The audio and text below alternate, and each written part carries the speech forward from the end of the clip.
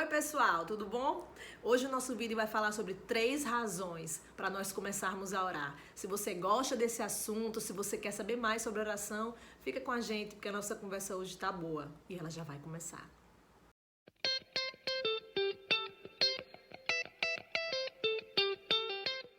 Pro céu ou pro inferno, e essa decisão de...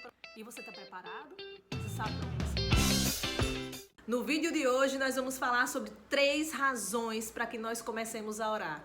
É claro que na Bíblia há muito mais razões para nós orarmos, mas eu selecionei 3 para a gente comentar. Então se você ainda tem alguma dúvida de por que você deve orar, nesse vídeo suas dúvidas serão dirimidas, porque existem muitas razões para nós orarmos. E nós vamos aqui fechar em 3, mas aqui embaixo nos comentários você pode colocar outras razões bíblicas pelas quais nós devemos orar. Nos ajude, converse com a gente, escreva aqui nos comentários, contribua com a sua opinião. Outra coisa que eu quero falar também muito importante é que nós já fizemos um vídeo sobre oração.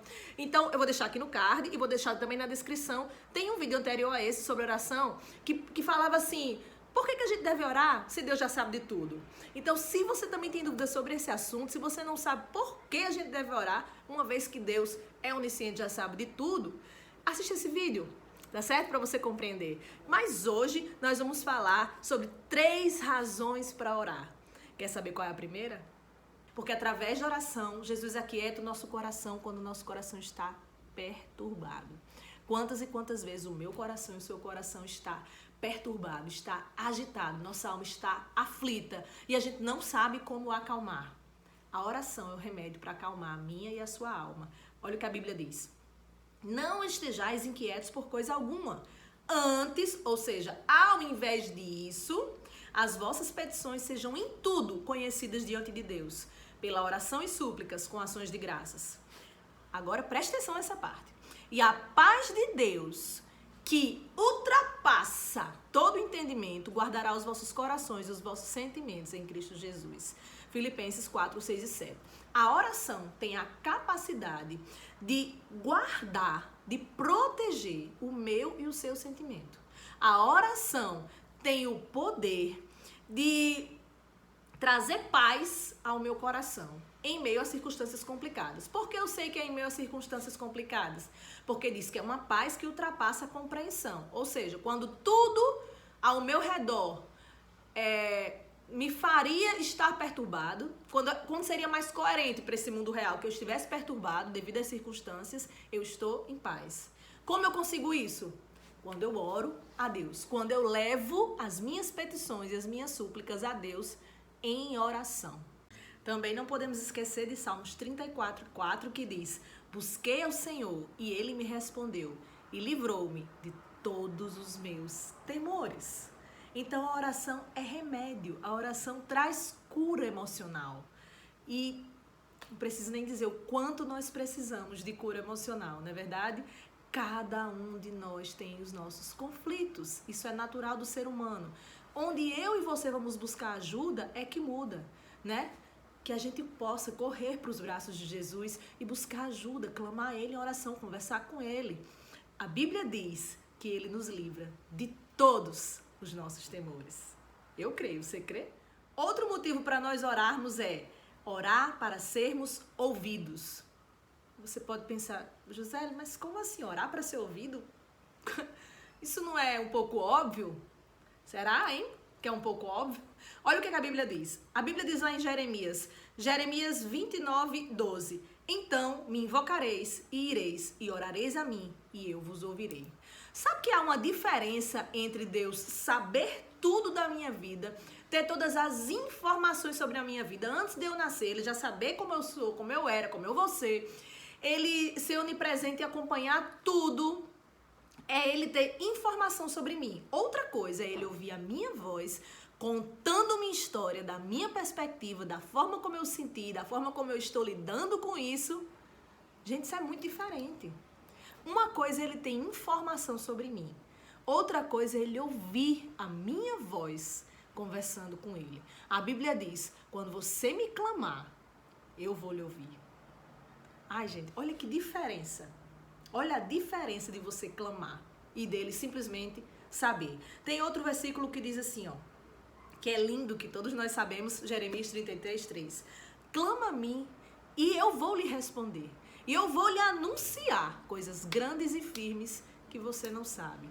Então, clame a mim e eu vou lhe responder. Isso é uma promessa de Deus para nós. Então, a Bíblia diz que se eu clamo, Deus vai me responder e vai me anunciar, vai me revelar coisas que eu não sei, coisas que eu nem imaginava, coisas grandes e firmes são coisas que eu nem imaginava. E o próprio versículo diz, que não sabes. Você sabia que a Bíblia diz que Jesus é nosso advogado?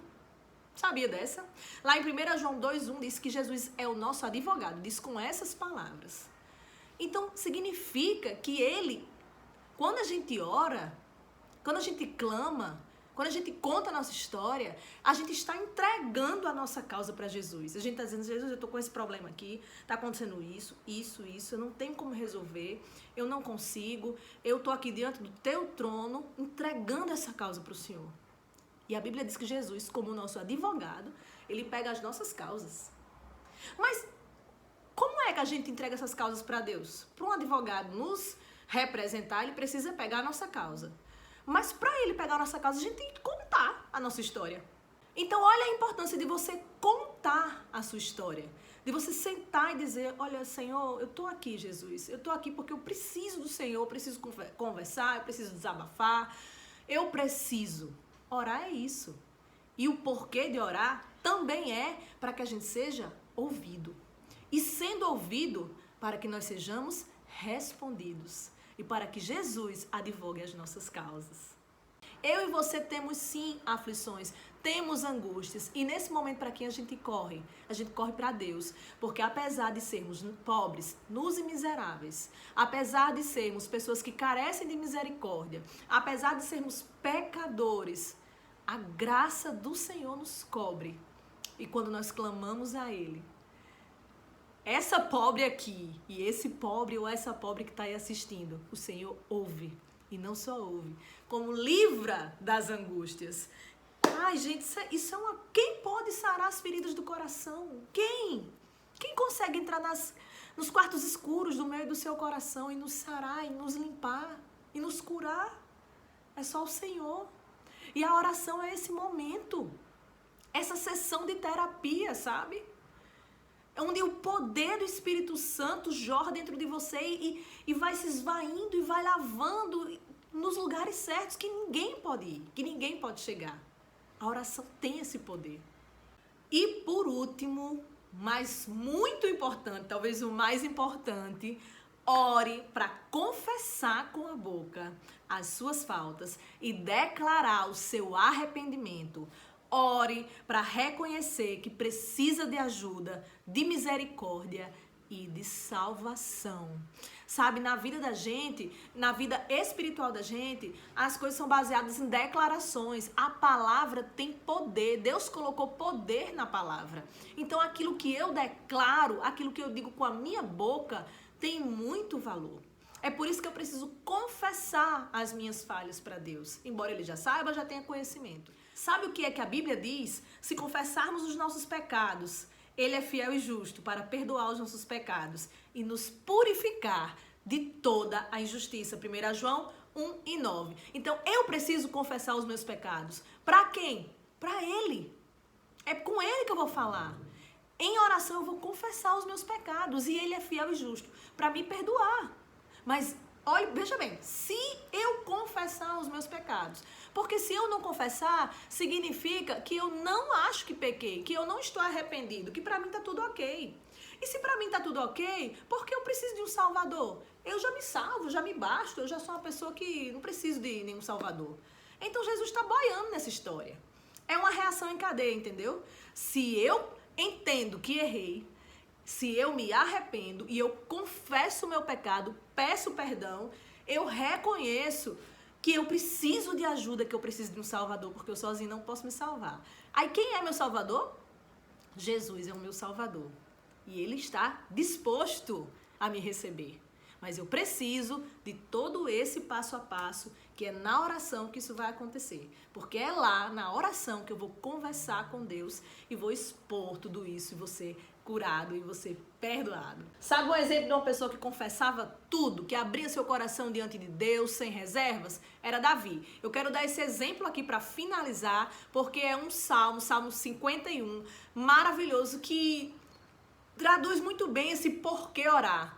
Tá? Eu não vou ler os salmos todos porque é grande, mas Salmo 51 fica como tarefa para vocês lerem. Eu vou ler o começo. Preste atenção.